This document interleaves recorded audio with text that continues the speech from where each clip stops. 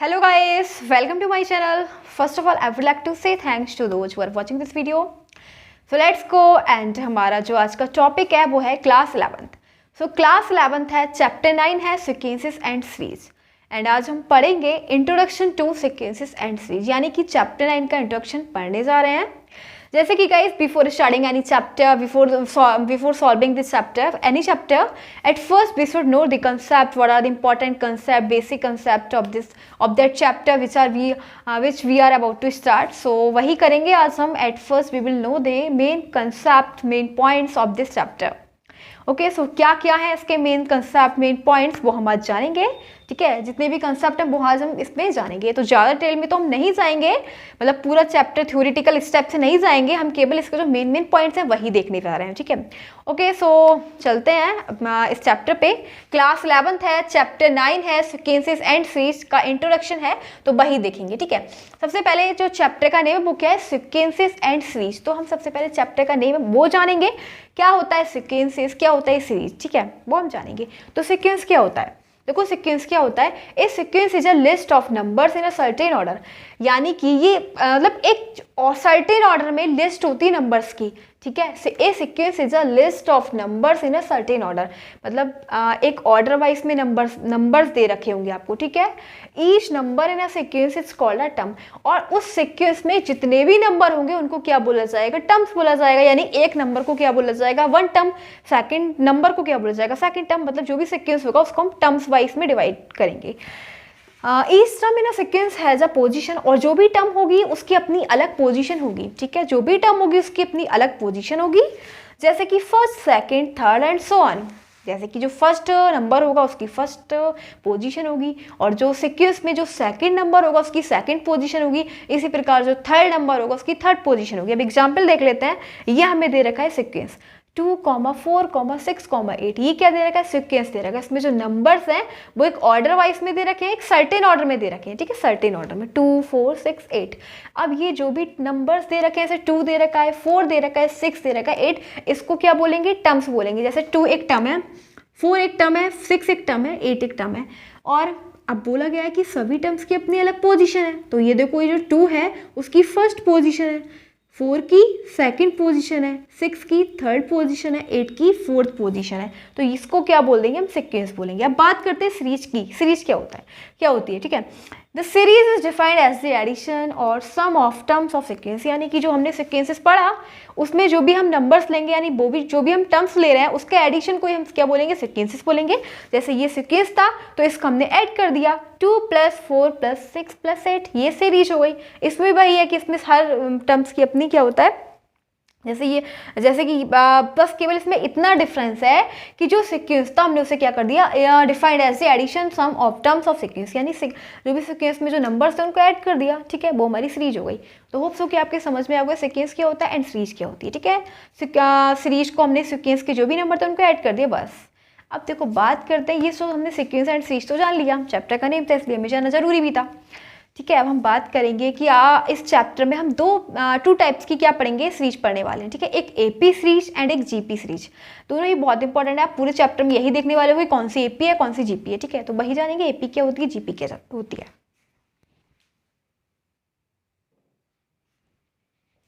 तो जैसा कि मैंने अभी बताया, अब हम एपी पढ़ेंगे एंड जीपी पढ़ेंगे. ठीक है, तो एपी का मतलब क्या होता है, अर्थमेटिक प्रोग्रेशन. ठीक है, एपी का मतलब क्या होता है, अर्थमेटिक प्रोग्रेशन. जीपी का मतलब होता है ज्योमेट्रिक प्रोग्रेशन. ठीक है, तो फर्स्ट हमारी क्या, अर्थमेटिक प्रोग्रेशन, हम उसके बारे में पढ़ेंगे.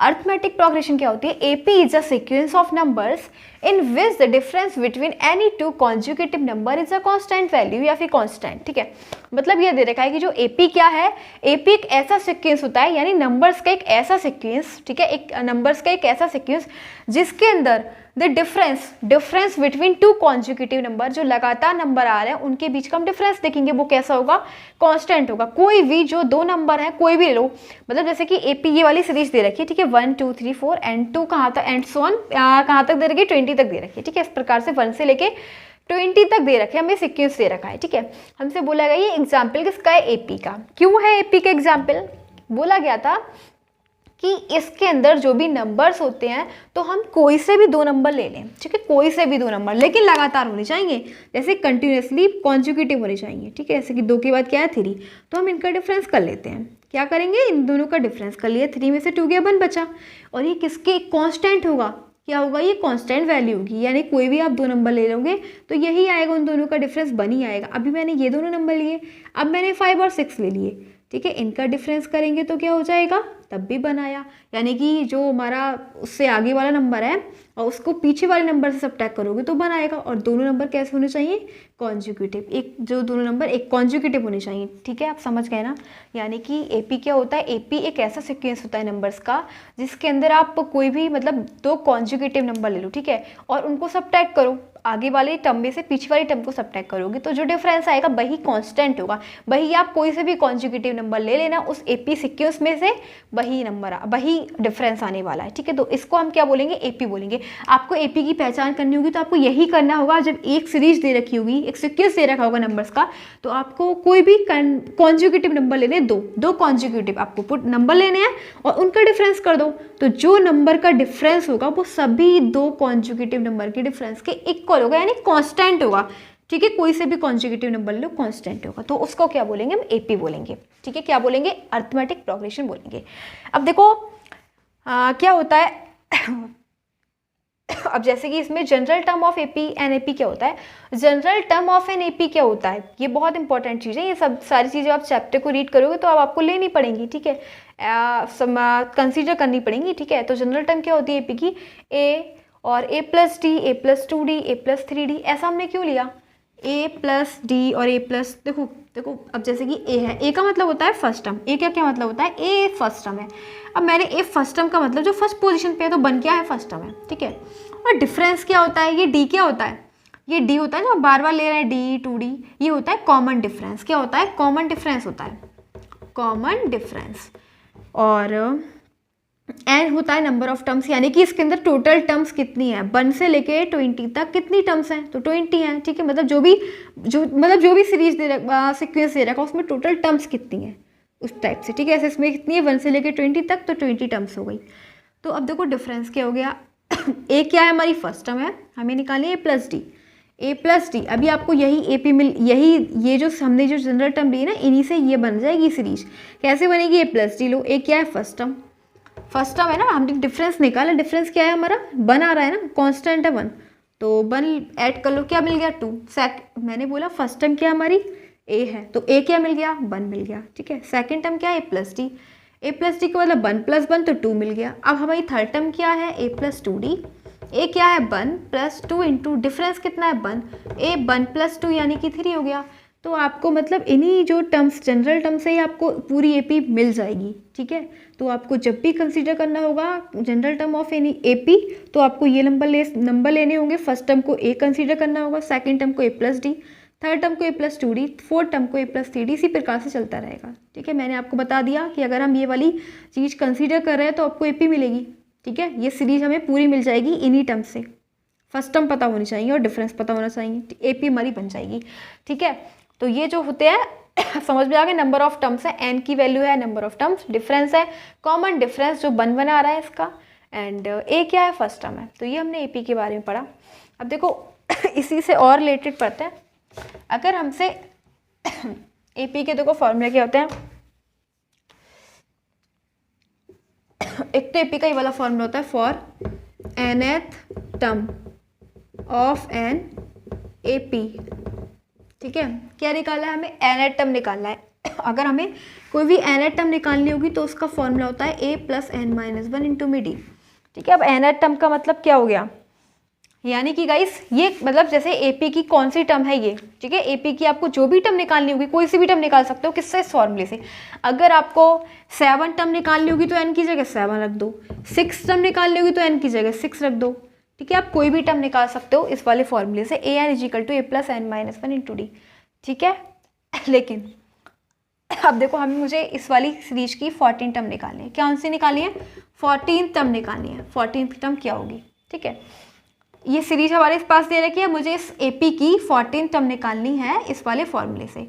an क्या होता है, an का मतलब होता है लास्ट टर्म क्या है 20, ए क्या है फर्स्ट टर्म क्या है 1 प्लस एन क्या है, मुझे 14 टर्म निकालने तो मैं 14 लूँगी ना, ठीक है 14 और यहाँ पे ए 14 रखो, ठीक है। यहाँ पे कुछ आपको लास्ट टर्म नहीं रखना, यहाँ पे क्या रखना है 14, ए 14 रखना, लास्ट टर्म तो हम नहीं निकालेंगे, मतलब मैंने आपको बताया लास्ट टर्म तो हमें दे ही रखी है 14, हम भी ये 20 दे रखी है, ए एन की जगह भी हमें क्या निकाला, हमें ए 14 निकालनी है, ए 14 निकालनी है, ठीक है। डिफरेंस कितना है 1, तो आ जाएगा 1 प्लस 14 माइनस 1 13 इंटू 1, यानी कि 1 प्लस 13 इज इक्वल टू 14, ठीक है। तो हमें हमारे पास 14 टर्म कौन सी हो गई, 14 ही हो गई, ठीक है, क्योंकि आपको पता है यहाँ पे तो फर्स्ट टर्म भी तो सीक्वेंस है ना एपी का, हमने ली ऐसी टर्म सीक्वेंस है, यहाँ पे फर्स्ट टर्म 1 है, सेकंड टर्म 2 है, थर्ड टर्म 3 है, यानी कि जो पोजीशन है वही नंबर है, तो 14 पे कौन सी हो जाएगी 14 ही टर्म है, ठीक है। तो आपको जो 14 नंबर पे जो टर्म है वो कौन सी है 14 ही है। तो इस प्रकार से आप एपी की कोई सी भी टर्म निकाल सकते हो, ठीक है। आपको 7 टर्म निकालने तो ये वाला फॉर्मूला अप्लाई करो, कोई सी भी टर्म आप निकाल सकते हो for N I term of an AP, ये क्या है हमारा टर्म्स निकालने का फॉर्मूला है, ठीक है। अब देखो सम, अब हमें बोला जाएगा कि हमें सम निकालना है एपी का, ठीक है। एपी के सम के 2 फॉर्मूले होते हैं, क्या होते हैं 2 फॉर्मूले, वो भी बताएंगे, पहले इसको रफ कर देते हैं।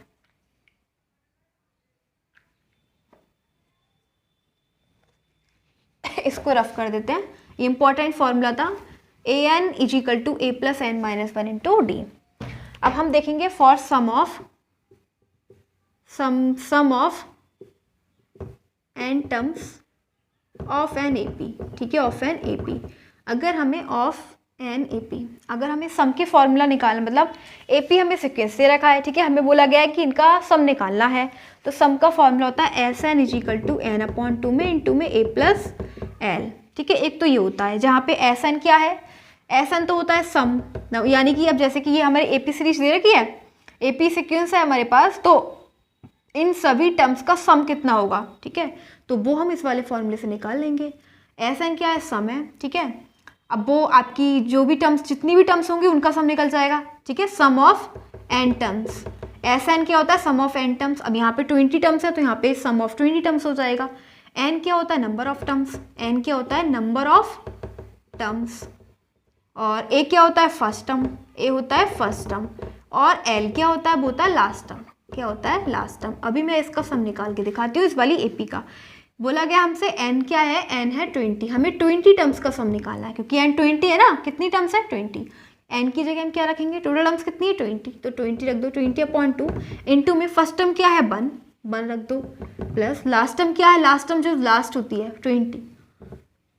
अब देखो क्या हो जाएगा, इसको डिवाइड कर दो 10 हो जाएगा और ये हो जाएगा 21, तो इन सभी टर्म्स का जो सम होगा ना वो कितना होगा 210, ठीक है, क्या होगा 210 हो जाएगा। इन सभी टर्म्स जब आप ऐड करोगे तो 210 आएगा, समझ में आ गया। तो हम ऐसे निकालते हैं एपी का सम, ठीक है। एक तो फॉर्मूला ये होता है सम का, और एक और भी एक दूसरा होता है, वो मैं इसको रफ करके दूसरा बताती हूँ।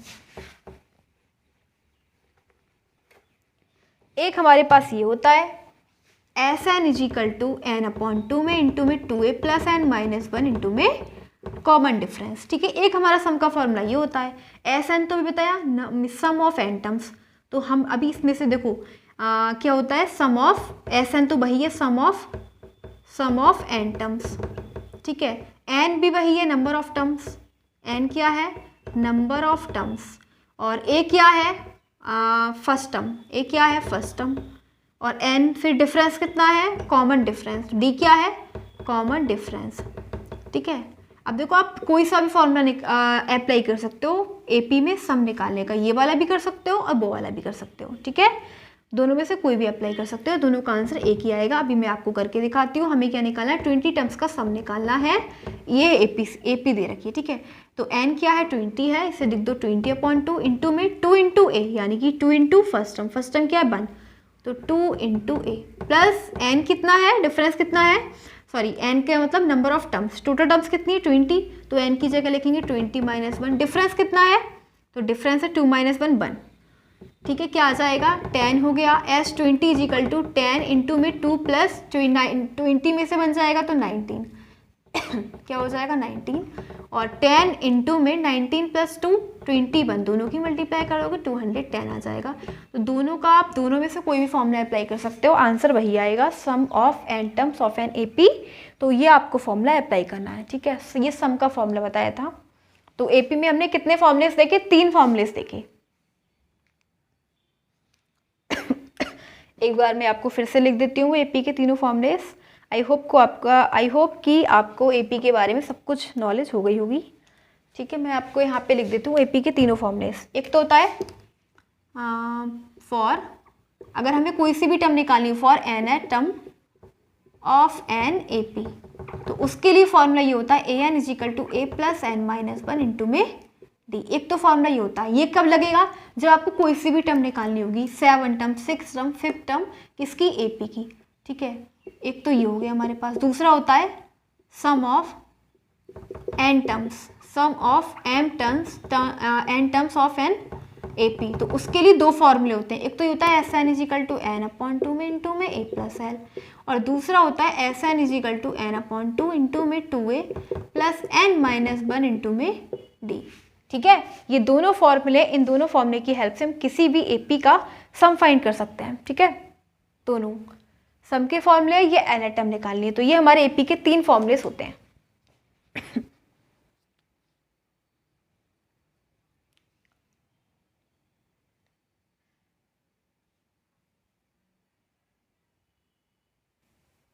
तो जैसा कि हमने एपी के बारे में तो सब कुछ पढ़ लिया है नॉर्मली, ठीक है। तो अब हम पढ़ेंगे जीपी के बारे में, ज्योमेट्रिक प्रोग्रेशन के बारे में। जैसे एपी था वैसे ही ज्योमेट्रिक प्रोग्रेशन हम पढ़ेंगे। उसकी क्या डेफिनेशन होती है, ठीक है, और वो क्या होती है, किस टाइप से केस लेते हैं, उनके क्या फॉर्मूलेस होते हैं, वो हम पढ़ेंगे जीपी के बारे में अब, ठीक है। तो इसको रफ कर देंगे and then we will read geometric progression. तो पढ़ेंगे किसके, जीपी के बारे में, ठीक है। ज्योमेट्रिक प्रोग्रेशन ये क्या होता है, ए GP is a sequence in which each consecutive element is obtained by multiplying the preceding element via constant. The constant value is called a common ratio. यानी कि गाइस क्या दे रखा है जीपी में, इस जीपी इज अ सीक्वेंस, ये एक ऐसा सीक्वेंस होता है जिसमें ईच कॉन्जुगेटिव एलिमेंट्स, यानी कि जो कॉन्जुगेटिव एलिमेंट्स जितने भी होते हैं, लगातार जितने भी एलिमेंट्स आते हैं, it's obtained by multiplying the preceding element. वो हमें कैसे मिलेगा, मल्टीप्लाई करेंगे पहली वाली टर्म से तभी मिलेगा, ठीक है, वाया कॉन्स्टेंट्स के द्वारा। The constant value is called a common ratio, और जो कॉन्स्टेंट वैल्यू होती है उसको क्या बोलते हैं, कॉमन रेशियो। देखो बहुत ईजी है, जैसे हमने एपी को पहचाना वैसे हम जीपी को जानेंगे, ठीक है। जीपी में क्या होता है, जीपी में जब हम सेकेंड टर्म होती है ना, जैसे कि ये फर्स्ट टर्म है, 1 क्या है फर्स्ट टर्म, दूसरी क्या है सेकंड, ये क्या है सेकंड टर्म, ये है थर्ड टर्म, ये है फोर्थ टर्म। तो हम कंटिन्यूसली मतलब कॉन्जुगेटिव नंबर लेंगे, जैसे कि 2 है तो इससे पहले वाली टर्म को क्या करेंगे, डिवाइड करेंगे, ठीक है। इसको डिवाइड करोगे और ये किसके इक्वल होगा, फिर ये बिल्कुल, तो इसका रेशियो कितना आ जाएगा, 2 आ जाएगा ना।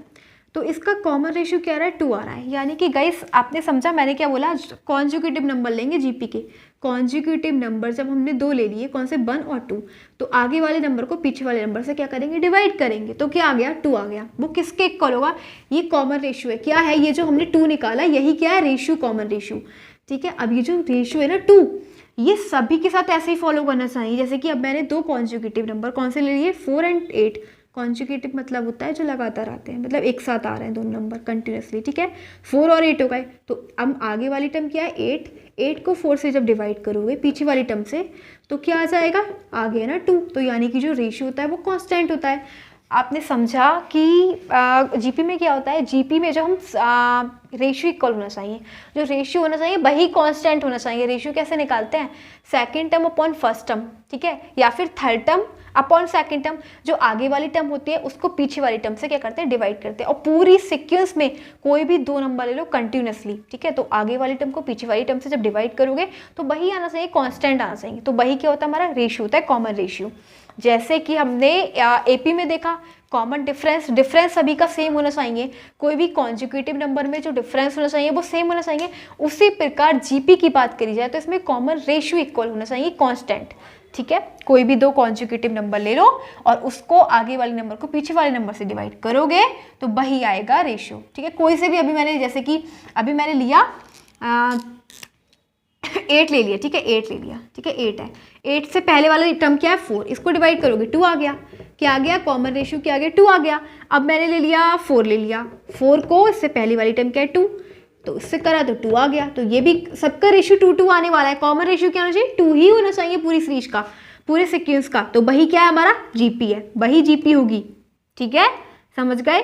जीपी में कॉमन रेशियो क्या होना चाहिए, कांस्टेंट होना चाहिए। अब देखो general term of a GP, GP की जनरल टर्म क्या होती है A R square, A R cube, A R 4 and so on. इस प्रकार से कैसे, देखो अब जैसे कि फर्स्ट टर्म क्या है, ए क्या होता है फर्स्ट टर्म, ए क्या है फर्स्ट टर्म है, और आर क्या है, तो ये होता है कॉमन रेशियो।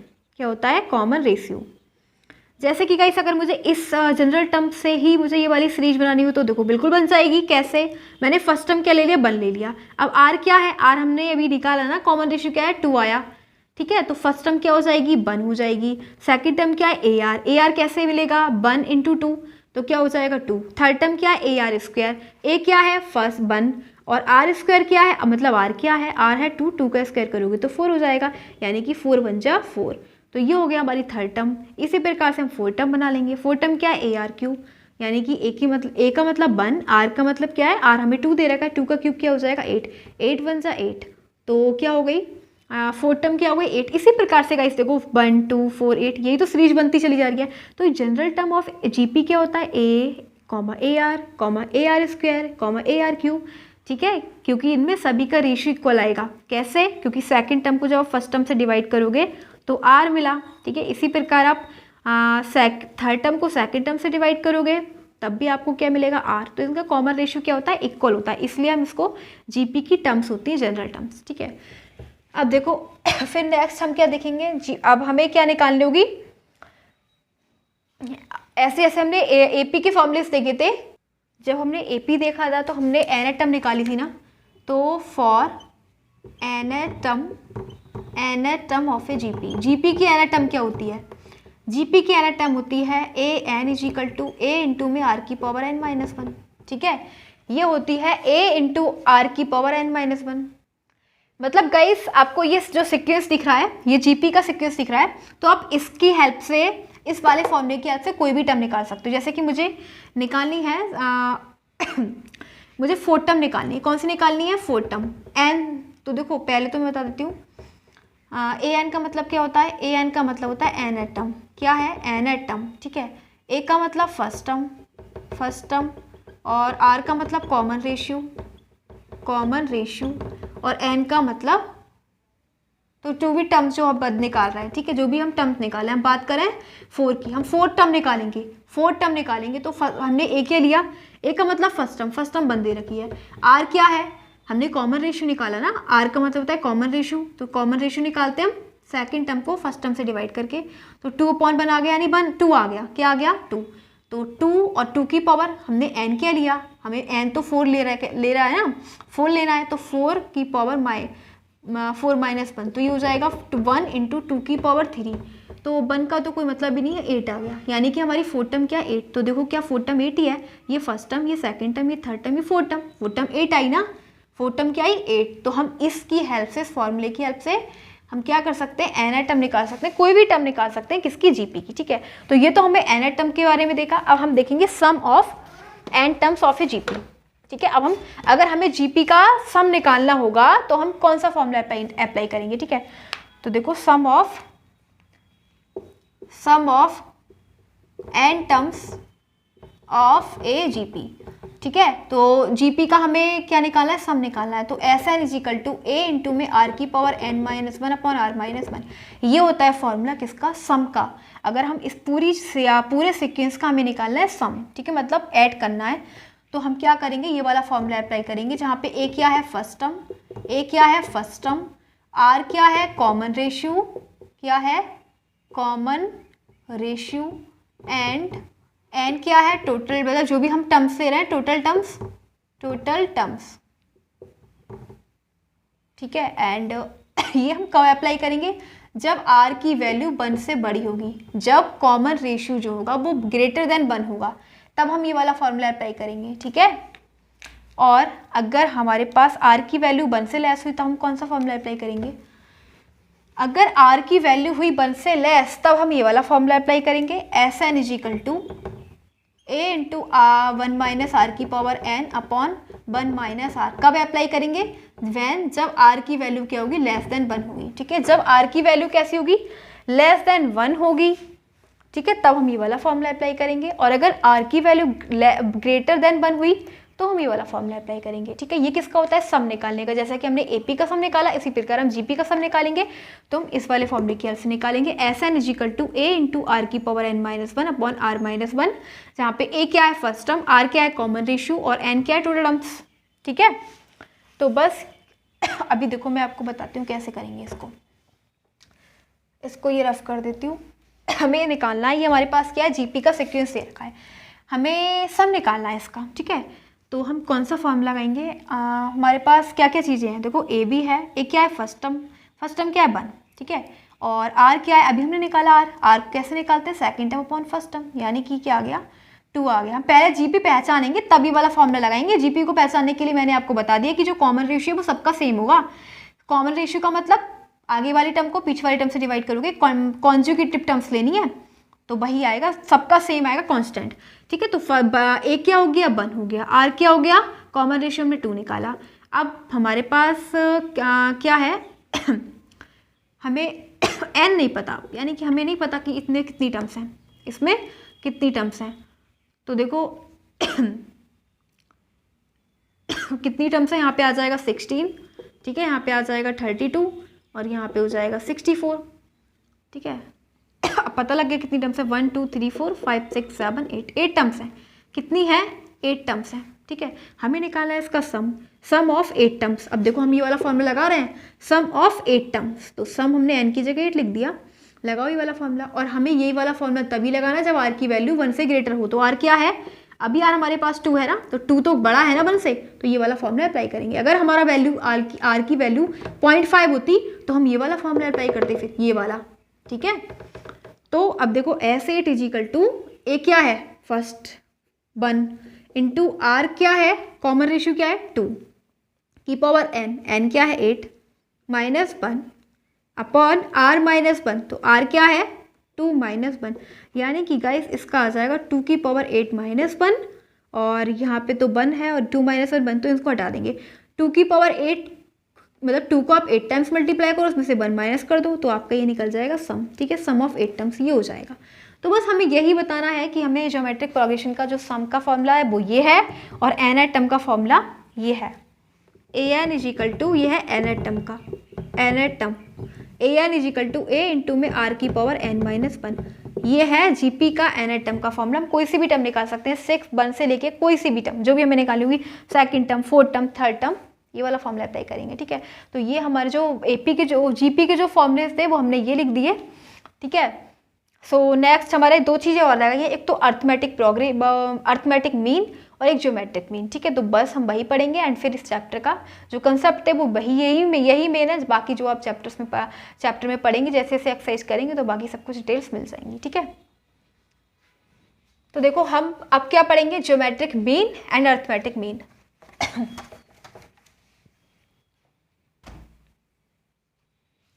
एक होता है ज्योमेट्रिक मीन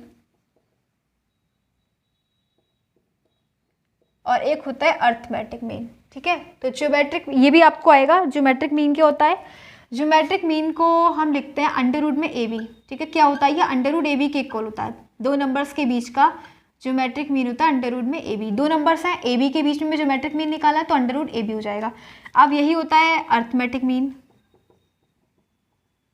तो अर्थमेटिक मीन क्या होता है, अर्थमेटिक होता है a प्लस बी अपॉन 2। हमें अगर अर्थमेटिक मीन निकालना होगा तो ये वाला फॉर्मूला अप्लाई, मतलब इसको लिखेंगे a प्लस बी अपॉन 2, और ये होता है ज्योमेट्रिक मीन अंडर रूट में ए बी। 2 नंबर्स के बीच में geometric mean A B under root में ए बी, और अर्थमेटिक मीन a और b a plus B upon 2। तो बस हमारा यही था आज का कंसेप्ट जो हमें समझाना था। ठीक है, तो यही था, हमने इसके जो मेन पॉइंट्स हैं, मेरा जो कंसेप्ट है वो पढ़ लिए एंड बाकी हम चैप्टर के अकॉर्डिंग सॉल्व करेंगे। ठीक है, तो अगेन आई वांट टू से thanks for watching this video, thanks again.